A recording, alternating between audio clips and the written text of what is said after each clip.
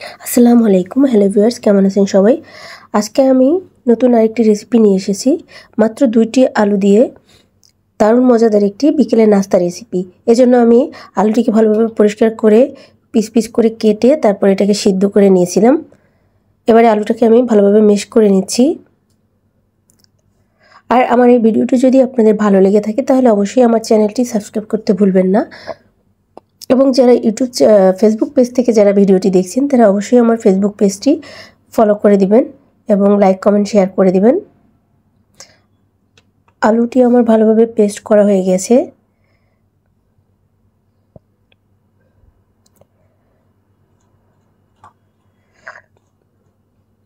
আলুটাকে ভালোভাবে ম্যাশ করে নিতে হবে যাতে ভিতরে দানা দানা না থাকে। এরপরে আমি এখানে নিয়েছি ধনিয়া পাতা।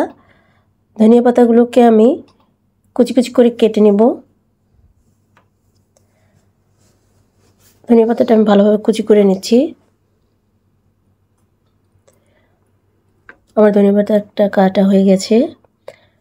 এরপরে আমি ধনিয়া পাতাটা পেস্ট করে রাখা আলুর ভিতরে দিয়ে দিচ্ছি।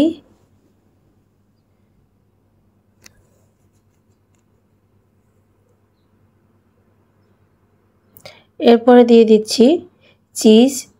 আমি এখানে চিজ নিয়েছিলাম। চিজটাকে আমি স্লাইস করে কেটে নিয়েছি কুচি কুচি করে। আর এরপরে দিয়ে দিচ্ছি লবণ স্বাদ মতো, দিয়ে দিচ্ছি মরিচের গুঁড়া।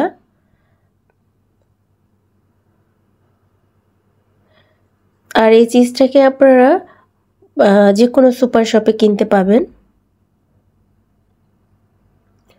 আর এই চিজটা ছাড়াও কিন্তু আপনি এই রেসিপিটি তৈরি করে নিতে পারেন। চিজ দিলে আলাদা একটা স্বাদ আসবে এবং মজা লাগবে।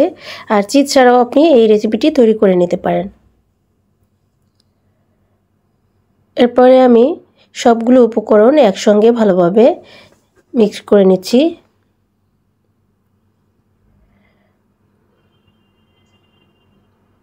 এরপরে আমি দিয়ে দিচ্ছি কর্নফ্লাওয়ার এবং ময়দা। আমি সামান্য পরিমাণে কর্নফ্লাওয়ার দিয়েছি এবং ময়দা দিয়েছি। এবারে আমি এগুলোকে ভালোভাবে মাখিয়ে নেব। আমার মাখানো হয়ে গেছে। এরপর হাত ভালোভাবে পরিষ্কার করে ধুয়ে আমি একটি পিঁড়িতে কিছুটা ময়দা ছিটিয়ে দিয়েছি যাতে এটা নিচে লেগে না যায়। এরপরে আমি মিক্স করে রাখা আলুর ডোটি দিয়ে ভালোভাবে এভাবে বেলে নিচ্ছি।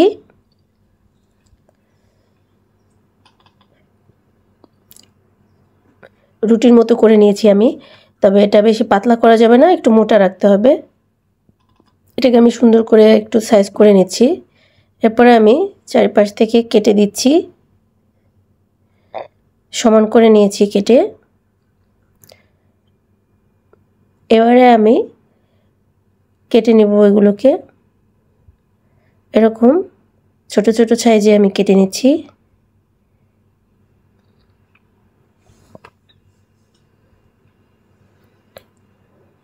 এভাবে ছোট ছোট স্লাইস করে কেটে নিব।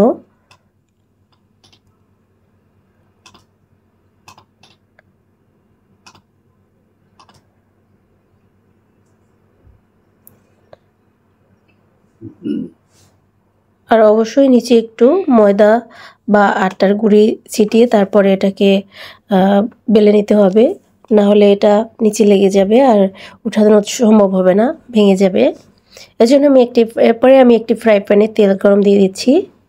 তেল গরম হয়ে গেলে আমি একটি একটি করে আলুর স্টিকগুলো দিয়ে দিব। এরপরে চুলার আঁচ মিডিয়ামে রেখে আমি এটাকে ভালোভাবে ভেজে নেব। যদি হাই হিটে রাখি তাহলে এটা উপর থেকে পুড়ে যাবে আর ভিতর থেকে ভালোভাবে হতে পারবে না।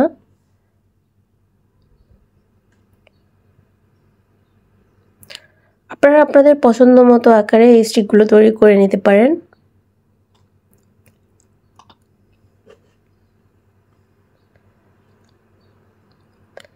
বিকেলের নাস্তা কিংবা টিফিনে এই রেসিপিটি কিন্তু খুব সহজে কম সময়ে তৈরি করে নিতে পারেন।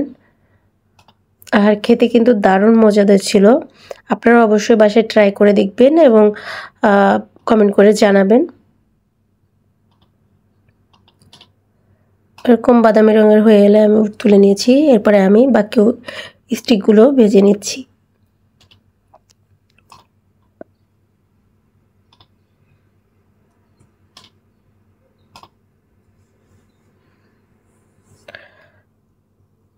চিজ দেওয়ার জন্য এখানে ক্রিস্পি একটা টেস্ট আসে, অনেক মজা লাগে।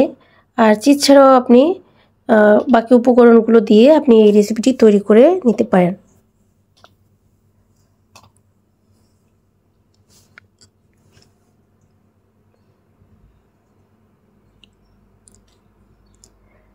আমার সবগুলো তৈরি করা হয়ে গেছে।